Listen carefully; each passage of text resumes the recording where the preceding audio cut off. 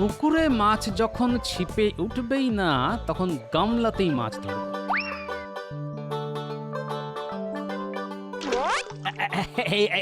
এই তো একটা মাছ উঠলো। এবার আয় তো বাবা। ঠিক ধরেছি, একেবারে লাফানো মাছ। ও গিন্নি যা খুশি হবে না। এই এই সকাল বেলা কি মাথা খারাপ হয়ে গেছে? বলি গামলায় মাছ ধরছো? তা কি করব, ভোর রাত থেকে ছিপ ফেলে পুকুরে বসেছিলাম। একবার উঠলো পচা কলার কাঁদ, একবার উঠলো এক বস্তা কাদা মাটি।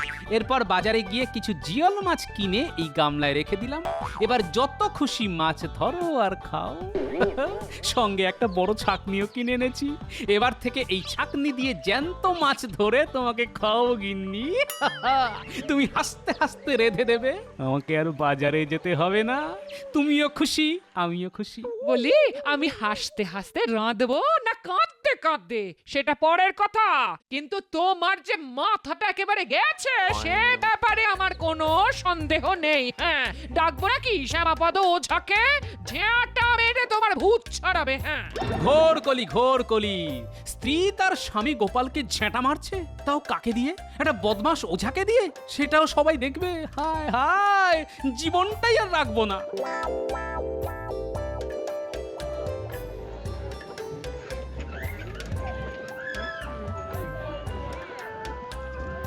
শুনছো ভাই, গোপাল দাদার মাথা খারাপ হয়ে গেছে, গামলায় মাছ ধরছে। কি বলছো? গোপাল গামলায় মাছ ধরছে? আহারে, এত বুদ্ধিমান একটা লোকের এই পরিণতি! না না না, মহারাজের কানে কথাটা পৌঁছে দিতে হবে।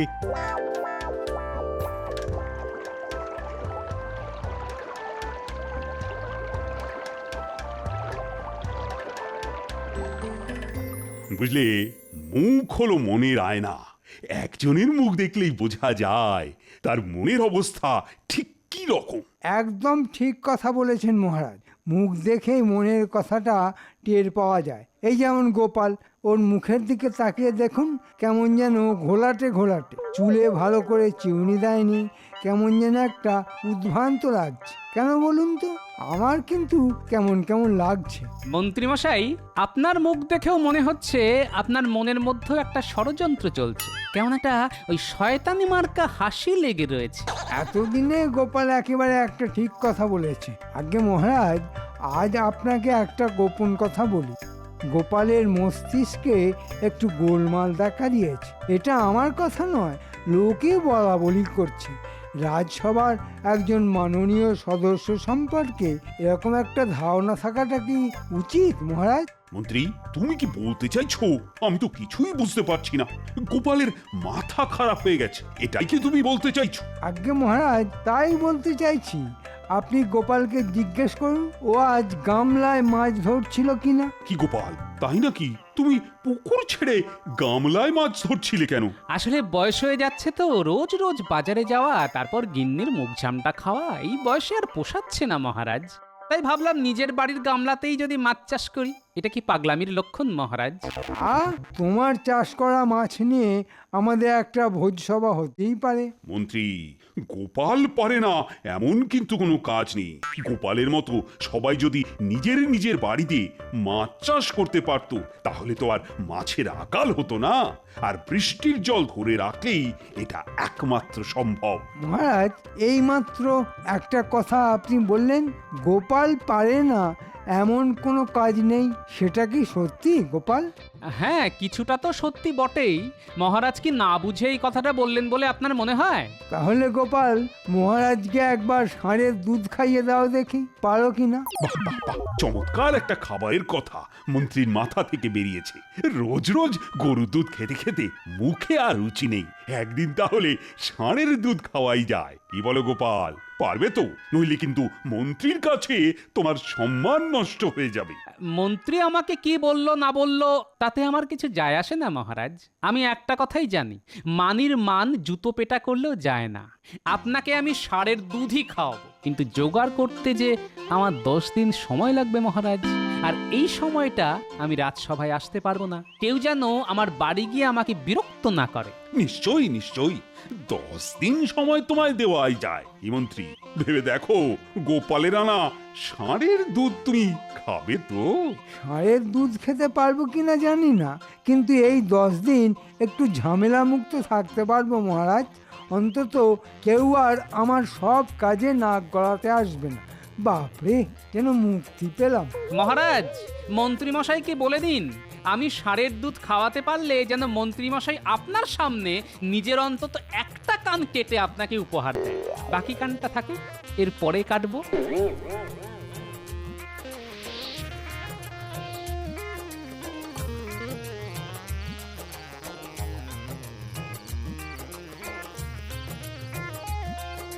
ও বাবা, বলি আজ এত খুশি খুশি লাগছে, হ্যাঁ? কি ব্যাপার? মহারাজ ষাঁড়ের দুধ খেতে চেয়েছেন, আমি বললাম খাওয়াবো। খাওয়াবে মানে? ষাঁড়ের দুধ কাউকে খেতে দেখেছো কোনোদিন? গামলায় যদি মাছ ধরতে পারি গিন্নি, তবে ষাঁড়ের দুধও খাওয়াতে পারবো। এই আমার না বারবার মনে হচ্ছে তোমার মাথাটা একেবারেই গেছে। হ্যাঁ, কাল আমার সঙ্গে ওঝার বাড়ি যাবে, নইলে আমি ডেকে আনবো। হ্যাঁ, তোমার যা ইচ্ছে করো, এবার আমাকে একটু ঘুমোতে দাও গিন্নি। হে ঈশ্বর, পাগল ভালো করে দাও গো। হে ঈশ্বর, লোকটা তো এমনিতে ভালো, মাথা খারাপ হয়ে গেলে তার কি দোষ বলো? আচ্ছা, তোরা তো অনেক জায়গায় ঘুরে বেড়াস, বলতে পারিস কোথায় ষাঁড়ের দুধ পাওয়া যায়? আগে আমরা তো এই রাজ্যের বাইরে কোথাও যাইনি, তাই বলতে পারবো না। না মন্ত্রী মশাই, না, এই রাজ্যে কোথাও ওই ষাঁড়ের দুধ পাওয়া যায় না। তবে আমিও শুনেছি হিমালয়ের কোনো একটা রাজ্যে নাকি ষাঁড় আছে যারা দুধ দেয়, কিন্তু সেখানেও তো মুশকিল।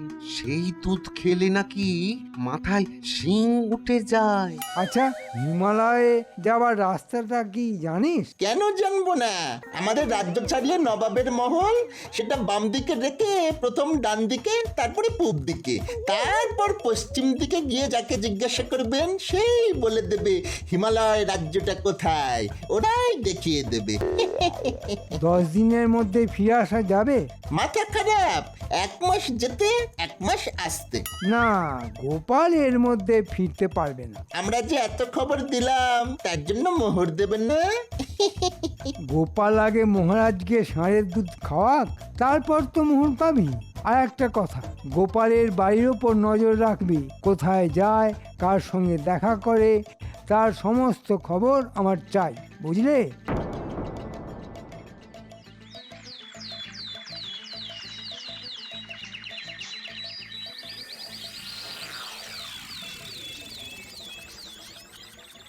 সে তোমরা যাই বলো, গোপাল ছাড়া না এই রাজসভাটা ঠিক জমে না, তাই না মন্ত্রী? এটা আপনি ঠিক বলেছেন মহারাজ। এত খরচা করে একটা ভাঁড় রাখা হয়েছে, সে যদি অনুপস্থিত থাকে তার রাজসভাটা চলবে কি করে? তবে মহারাজ, গোপাল আর এমুখো হবে কিনা তা বলা যাচ্ছে না। কেন কেন, ষাঁড়ের দুধ আনতে ও কোন দিকে গেছে? তা তো জানি না, শুনলাম হিমালয়ের কোলে নাকি একটা রাজ্য আছে, সেখানে নাকি এক ধরনের ষাঁড় আছে, তা নাকি দুধ দেয়। গোপাল যদি সেখানে যায় তাহলে খুব বিপদ, মনে হয় আর ফিরে আসতেই পারবে না। তাহলে খোঁজ নাও মন্ত্রী, গোপালের কিছু হলে দায়ী থাকবো আমি। না না না, আমি আর তুমি। না না না, এটা খুব অন্যায় হলো। কি বলো বিজ্ঞানী? অন্যায় তো হলোই মহারাজ, যা অসম্ভব তা গোপাল কি করে সম্ভব করবে তা কিন্তু আমি জানি না। মন্ত্রীকে যদি আপনি বলতেন ঘোড়ার ডিম খাবেন বা হাতির, মন্ত্রী কি পারতো তা জোগাড় করতে? হ্যাঁ, তুমি কি গোপালের ঢেঁকি? ও যা বলবে তুমিও সেই কথাতেই সায় দেবে? তোমাকে মাসোহারা কে দেয়, মহারাজ না গোপাল? আবার মাসোহারার কথা আসছে কেন? কথা হচ্ছিল গোপালকে নিয়ে। আচ্ছা বিজ্ঞানী, তোমার কি মনে হয় ষাঁড় দুধ দেয়? এটা এটা প্রকৃতি বিরুদ্ধ কাজ। প্রকৃতি যাকে যে ক্ষমতা দেয়নি সেটা কি করে করবে? তুমি নিশ্চয়ই গোপালকে এই জ্ঞানটা দাওনি, তাই সে ষাঁড়ের দুধ আনতে গেছে। ঠিক আছে, আর কয়েকদিনের মধ্যেই তো প্রমাণ হবে যে ষাঁড়ের দুধ আদৌ হয় কিনা।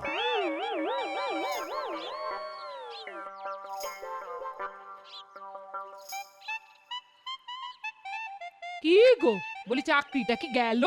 হ্যাঁ, রাজবাড়ি যাবার তো কোনো ইচ্ছে নেই, সারাদিন ঘরের মধ্যে লুকিয়ে বসে আছো। হ্যাঁ, তোমার ব্যাপারটা কি বলো তো?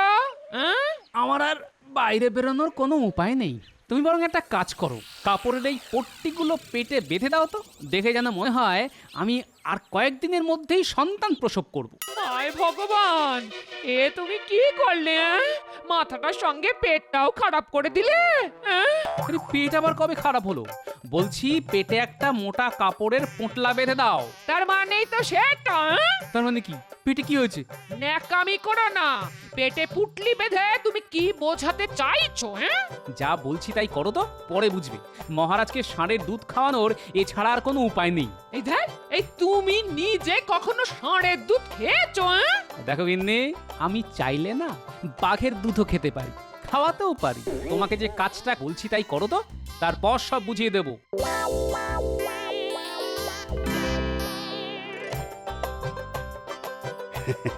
কাল আমরা সবাই মিলে ষাঁড়ের দুধ খাবো। কি মন্ত্রী, যদি সত্যি খাই তাহলে কান কাটবে তো? নিশ্চয় মহারাজ, তবে গোপাল যদি এই কাজটা করতে পারে তবে বিজ্ঞানের প্রভূত উন্নতি হবে, তাই না বিজ্ঞানী? হ্যাঁ, তা তো হবেই। পৃথিবীতে আর দুধের অভাব থাকবে না। কি হয়েছে? কি হয়েছে মা? গোপালের কিছু হয়েছে নাকি অন্য কোথাও দুর্ঘটনা ঘটেছে? কি আর বলবো মহারাজ, বলতে লজ্জা লাগছে কিন্তু বলতেই হবে। আমার স্বামী সন্তান প্রসব করবে। তাড়াতাড়ি চলুন, যন্ত্রণায় খুব কষ্ট পাচ্ছেন তিনি। তাড়াতাড়ি চলুন মহারাজ। সে কি? এ তো অসম্ভব ব্যাপার। কি কি কি হয়েছে সেটা সত্যি করে বলো। মহারাজ, আপনাকে মিথ্যে বলার শাস্তি কি তা কি আমি জানি না?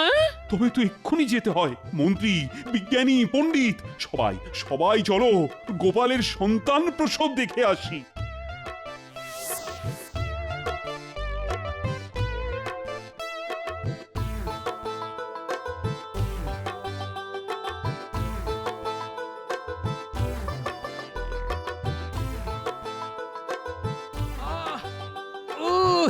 ওরে বাবা! এ কি গোপাল, এও কি সত্যি হতে পারে? না তুমি কোনো চালাকি করছো? কেন সম্ভব নয় মহারাজ? আমি কি সন্তান প্রসব করতে পারি না? না, পারো না, প্রকৃতি তোমাকে সেই অধিকার দেয়নি। তাহলে মহারাজ আপনার ষাঁড়ের দুধ খাওয়া হলো না। কেন কেন কেন? দুটো বিষয় তো একদমই আলাদা। বিষয়টা একই মহারাজ। আমি যদি সন্তান প্রসব না করতে পারি তাহলে ষাঁড় কি করে দুধ দেবে? মন্ত্রী, গোপাল কিন্তু খারাপ কিছু বলেনি, তুমি বিষয়টা ভেবে দেখো। মহারাজ, এটা গোপালের চাল। যদি তা সম্ভব নাই হয় তাহলে গোপাল কেন ষাঁড়ের দুধ খাওয়াবে বলে আপনাকে কথা দিল?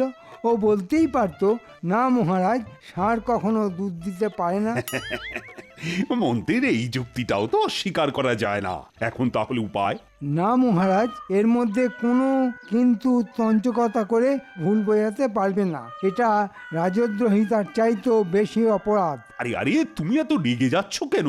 আমরা তো খেলার জন্যই এই বাজি ধরেছিলাম। তাহলে গোপাল স্বীকার করুক যে এই বাজিতে ও হেরে গেছে, তাহলে প্রমাণ হবে গোপালকে আপনি যতটা বুদ্ধিমান মনে করেন ও আসলে ততটা বুদ্ধিমান নয়। মহারাজ, মন্ত্রী মশাই ঠিকই বলেছেন, এটা প্রকৃতির বিরুদ্ধ কাজ হয়ে যাচ্ছে। কিন্তু পরাজয় আমি স্বীকার করব না।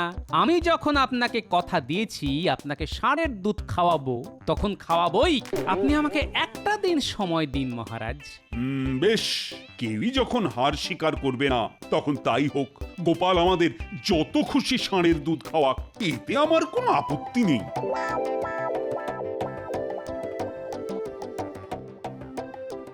মন্ত্রী তোমার নাকে ঝামা ঘষে দিল তো? কে বললো? কে বললো আমার নাকে ঝামা ঘষে দিল? একটু চুলকে দিয়েছে মাত্র।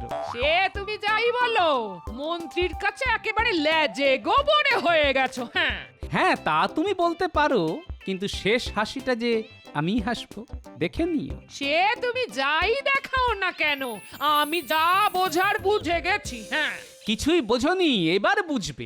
আমাকে আর কি বোঝাবে? যেদিন গামলায় মাছ ধরছিলে সেদিনই বুঝেছিলাম তোমার মাথাটা এখন হাঁটুতে চলে এসেছে, মাথায় এখন ষাঁড়ের গোবর নিরেট হয়ে গেছে। হ্যাঁ, ঠিক আছে, যেদিন খেল খতম হবে সেদিন বুঝবে। এখন আমি চললাম বাজারে, কিছু কেনাকাটা আছে। যাচ্ছই যখন তখন আবার কচু খেচু এনো না, ভালো দেখে টাটকা মূলো আর বড় দেখে বাঁধাকপি এনো। হ্যাঁ, আর একটু বড়ি, মুসুরি ডাল, এই শুকনো লঙ্কা আর তেজপাতা। হ্যাঁ, যা আনবো গিন্নি, তাতে তোমার মন ভালো হয়ে যাবে।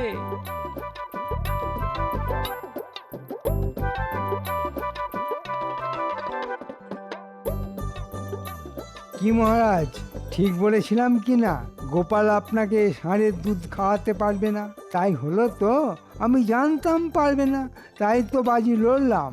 গোপাল এত জ্ঞানী গুণী, তবু সব জেনেও কেন যে এই বাজিতে রাজি হয়ে গেল বুঝতে পারছি না। তোমাকে কিছুই বুঝতে হবে না, এখন থেকে গোপাল গোপাল করা একটু বন্ধ করো। গোপালের কত বুদ্ধি তা তো নিজের চোখেই দেখলে, আবার বড় বড় কথা বলছো। গোপালের মতো জ্ঞানগুণী লোক কেন যে এই বাজিটা লড়তে গেল? আরে বাবা, আমিও একটা রাজ্যের মন্ত্রী, বুদ্ধি আমার কিছু নেই? গোপালকে মাঝে মাঝে আমি ক্ষমা করে দিই, কিন্তু আর না। এবার যদি দুধ খাওয়াতে না পারে তো গোপালের নামে বাঁদর পুষো বাড়িতে। কি মহারাজ, ঠিক বলেছি কিনা?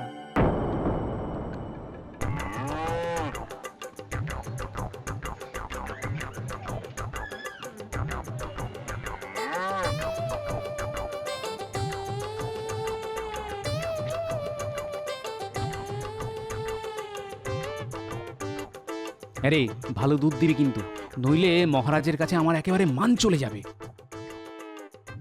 এটা কিন্তু বলার সময় এখনো আসেনি মন্ত্রী। আজ কিন্তু গোপাল আমাদের ষাঁড়ের দুধ খাওয়াবে বলেছে। দেখি ও কি করে, তারপর তো কিছু বলবো। এখনো আপনার গোপালের প্রতি প্রেম গেল না? আরে যত বুদ্ধিমান গোপাল নিজেকে মনে করুক না কেন, আসলে ও ততটা বুদ্ধিমান নয়। হোলানো বেলুন যাকে বলে আর কি।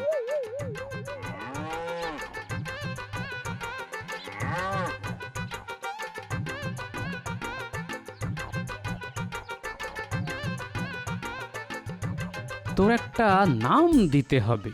কি নাম দেব বলতো? কি নাম দেব? একটা ভেবে রেখেছি, তুই কিন্তু আবার রেগে যাস না। নামটা মনে রাখিস, ডাকলি সারা দিবি।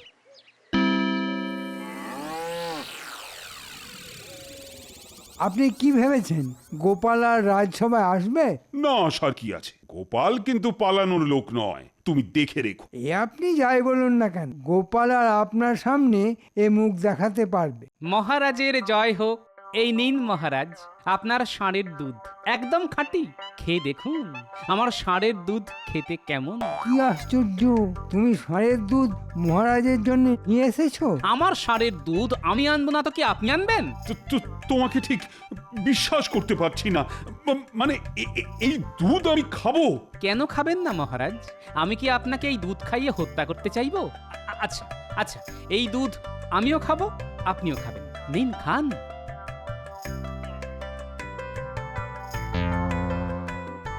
এই যে একেবারে গরুর দুধের মতন। গরুর দুধ নয় তো? দেখি তোমার ষাঁড়টাকে একবার দেখি। আপনার প্রহরীদের বলুন, তারা যেন আমার ষাঁড়টাকে রাজসভায় নিয়ে আসে। এই কে আছো? গোপালের ষাঁড়টাকে ভেতরে নিয়ে এসো।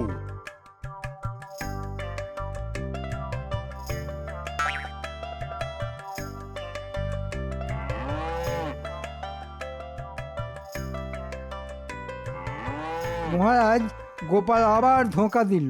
একটা গরু এনে বলছে ষাঁড়। বলেছিলাম না গোপাল একটা মিথ্যাবাদী?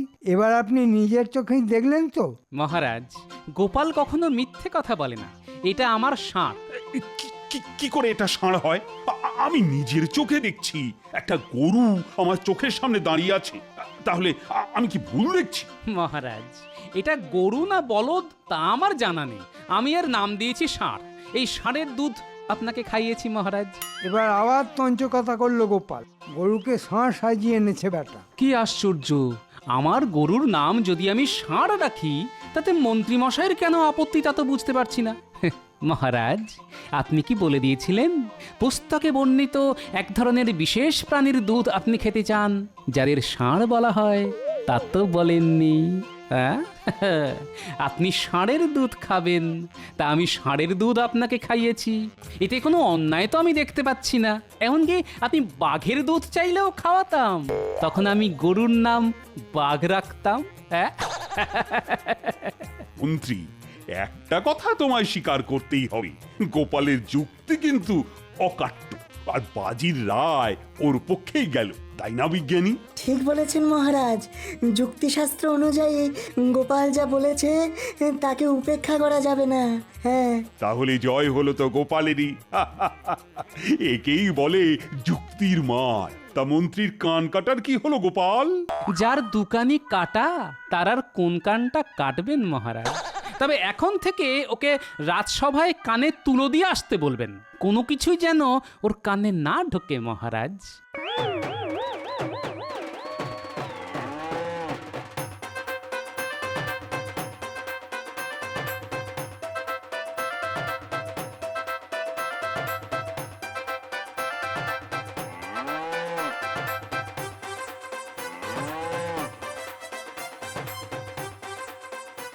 এই ষাঁড়টাকে গোয়ালে রেখে দাও, খুব কাজের প্রাণী।